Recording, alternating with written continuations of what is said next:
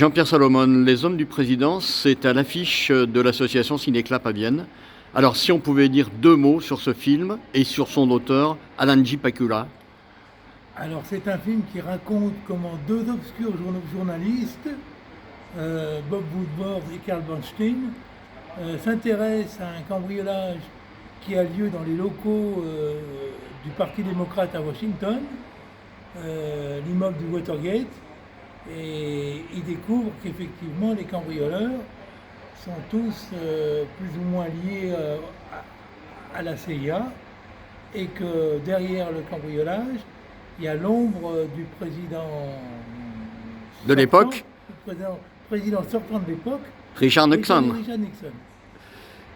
Voilà. Et donc ils vont s'intéresser à cette affaire et leurs investigations font que Nixon va être acculé à la démission en août 1974.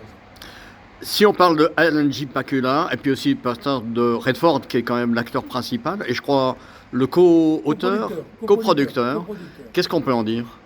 Alors, Robert Redford sortait d'un film politique l'année précédente, Les 3 jours du Condor, réalisé par Sidney Pollack.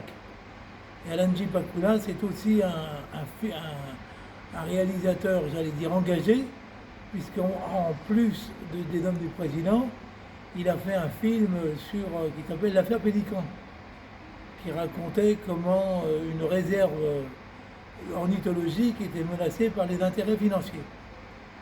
Et curieusement, Alan J. Pakula est mort dans un accident de voiture dont les circonstances n'ont jamais été clairement élucidées.